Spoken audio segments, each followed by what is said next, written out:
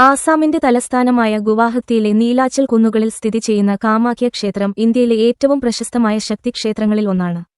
51 ശക്തിപീഠങ്ങളിൽ ഏറ്റവും പവിത്രവും പഴക്കമേറിയതുമായി കാമാഖ്യ ക്ഷേത്രം കണക്കാക്കപ്പെടുന്നു. താന്ത്രിക ആചാരങ്ങളിലും ഇതിന് സവിശേഷമായ പ്രാധാന്യമുണ്ട്. കൂടാതെ വർഷം മുഴുവനും സാധുക്കളും താന്ത്രികന്മാരും ഇവിടെ എത്തുന്നു. ഭുവനേശ്വരി, കാളി, താര, ചിന്നമസ്ത, ബഗല, ഭൈരവി, ധൂമാവതി, മാതംഗി, കമല തുടങ്ങി നിരവധി ദേവതകൾക്കായി സമർപ്പിച്ചിരിക്കുന്ന മറ്റ് നിരവധി ക്ഷേത്രങ്ങളാൽ ചുറ്റപ്പെട്ടതാണ് കാമാഖ്യ ക്ഷേത്രം. അവയെല്ലാം കാമാഖ്യ ക്ഷേത്രത്തോടൊപ്പം ദശമഹാവിദ്യ എന്നറിയപ്പെടുന്നു. ശക്തിക്ഷേത്രങ്ങൾ കൂടാതെ നിലാച്ചൽ കുന്നിൽ 5 ശിവക്ഷേത്രങ്ങളുമുണ്ട്. കാമേശ്വര്, സിദ്ധേശ്വര്, അമ്രാതോകേശ്വര്, അഘോര്, കൗഡിലിംഗ. ദേവിയുടെ വിഗ്രഹമോ പ്രതിമയോ ഇല്ല എന്ന അർത്ഥത്തിലാണ് ഈ ക്ഷേത്രം സവിശേഷമായിരിക്കുന്നത്.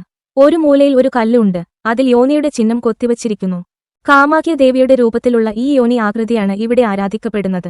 സതീദേവിയുടെ ശരീരത്തിന്റെ കഷണങ്ങൾ വീണ സ്ഥലത്തെ ശക്തിപീഠമായി കണക്കാക്കപ്പെട്ടു.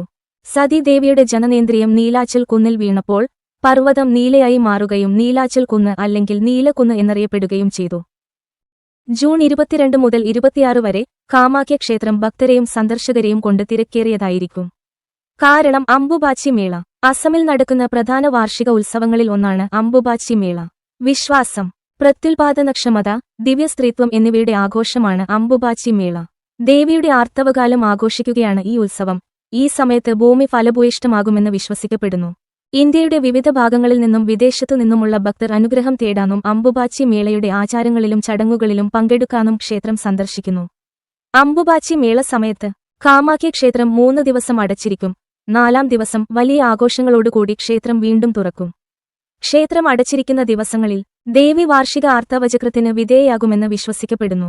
ഇത് പ്രത്യുൽപാദനത്തിന്റെയും സൃഷ്ടിയുടെയും ശക്തിയെ പ്രതീകപ്പെടുത്തുന്നു. അംബുബാച്ചി മേള ദിവ്യമായ സ്ത്രീത്വത്തെ സൂചിപ്പിക്കുന്നതിനാലും ദേവിയുടെ ആർത്തവം സ്വാഭാവികവും പവിത്രവുമായ ഒരു പ്രക്രിയയായി കണക്കാക്കപ്പെടുന്നതിനാലും ആർത്തവത്തെ ചുറ്റിപ്പറ്റിയുള്ള വിലക്കുകളെ അഭിസംബോധന ചെയ്യുന്നതിനും സ്ത്രീകളുടെ അവബോധവും ശാക്തീകരണവും പ്രോത്സാഹിപ്പിക്കുന്നതിനും ഈ ഉത്സവം ഒരു വേദിയാകുന്നു.